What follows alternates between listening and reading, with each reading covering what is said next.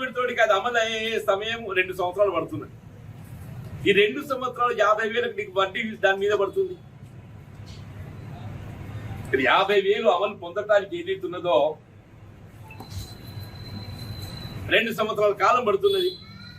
ఆ 2 సంవత్సరాల కాలం 50,000 వడ్డీ భారం అనేది రైతు మీద పడుతున్నది.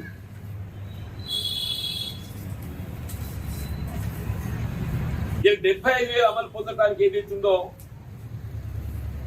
3 సంవత్సరాలు పట్టింది. ఆ 3 సంవత్సరాల కాలం 75,000 వడ్డీ భారం రైతు మీద పడ్డది. 1,00,000 రుణమాఫీకి ఏదైతుందో 5 సంవత్సరాల కాలం పట్టింది. 4 నుండి 5 సంవత్సరాల కాలం పట్టింది. ప్లస్ సపోజ్ నాకు 1,00,000 రూపాయలు రుణమాఫీ పొందినని చెప్పానంటే అల్టిమేట్లీ నేను పొందిన మాఫీ ఏంటి? వడ్డీ మాఫీ. అల్టిమేట్లీ ఏదైతుందో గత ప్రభుత్వం అమలు చేసినటువంటి రుణమాఫీ కార్యక్రమం కేవలం వడ్డీ మాఫీ కార్యక్రమం మాత్రమే చెప్పంటూ నేను రాష్ట్రంలో కాంగ్రెస్ ప్రభుత్వం నేను మొదటి సంవత్సరం లోపల 8 మాసాల లోపల మొత్తం మాఫీ చేయడంతో నీ వడ్డీ భారం పడటం లేదు రైతు మీద. వడ్డీ భారం పడటం లేదు. అంటే రైతు వడ్డీతో సహా అప్పు మాఫీ అవుతుంది. ఇదే దీన్ని విడతల వారీగా చేసినట్టయితే ఇవాళ అమలు చేయబడుతున్న 2,00,000 రూపాయల రుణమాఫీ విడతల వారీ చేసినట్టయితే చివరి సంవత్సరానికి వచ్చే వరకు ఏమవుతుంది? 4 సంవత్సరాలు గడుస్తుంది. 4 సంవత్సరాలు ఈ వడ్డీ భారం పైన పడుతుంది రైతు మీద. వాటికి అప్పుడు ఉరిగేది ఏంటి? వడ్డీ మాఫీ కదా. కానీ కాంగ్రెస్ అట్లాగా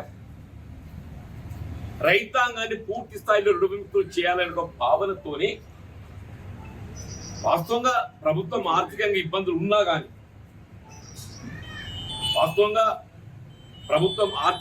ఉన్నప్పటికీ కూడా ఇలా రైతు సంక్షేమం ప్రధానం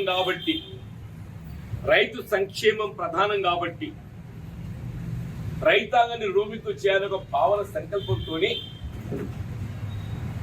వితిన్ 8 to 9 months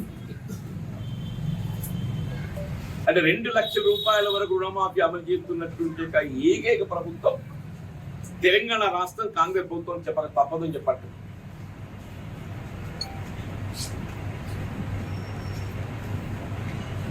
బీఆర్ఎస్ నాయకులు కూడా గుర్తు చేస్తున్నాయి. బీఆర్ఎస్ వాళ్ళు గుర్తు చేస్తున్నాయి. నేను ముందే పేర్కొన్నా 2014 నుండి 18 వరకు ఏదైతుందో మీరు రుణమాఫీ అనే నెపంతో వడ్డీ మాఫీ చేశారు. అల్టిమేట్ గా అది వడ్డీ మాఫీ అయిపోయింది. మీరు కమ్ టు 2018 నుండి 23 వచ్చే వరకల్లా 20,000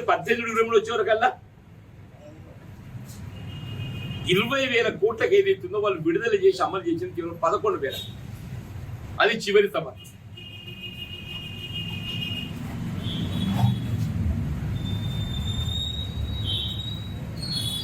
$8,500 కోట్లు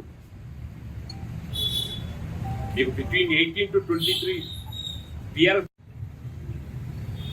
అంటే ఇక్కడ కొన్ని ఏదైతుందో మిగిలిపోయినటువంటి రైతాంగం ఆందోళన గురి కావడం సహజమైనటువంటి ఏంటాయి. ఇప్పుడు ఆధార్ మిస్ మ్యాచింగే కానీ, నేమ్ మిస్ మ్యాచింగే కానీ, రేషన్ కార్డు కుటుంబ సభ్యుల వివరాల సేకరణలో సంబంధించే కానీ, లేక 2 లక్షల పైబడ్డ వారికి సంబంధించే కానీ, మొత్తం రాష్ట్రంలో ఒక 2-3 బ్యాంకులు ఏదైతుందో వాళ్ళు వివరాలు సక్రమంగా అప్లోడ్ చేయాలి. Canara bank, Indian bank, for example Indian overseas bank, అవి కొంత జాప్యమే. Canara bank, Indian bank. But otherwise ఏదైతున్నదో 90% 90% రైతాంగానికి ఏదైతుందో రుణమాఫీ ప్రక్రియ అమలు చేయడం జరిగింది. ఇంకో 10% ఉన్నారు. వారికి కూడా ఏదైతుందో వారి అర్హతకు అనుగుణంగా మరి ఏ సాంకేతిక నెపంతో ఏదైతే అమలు జరగలేదో ఆ సాంకేతిక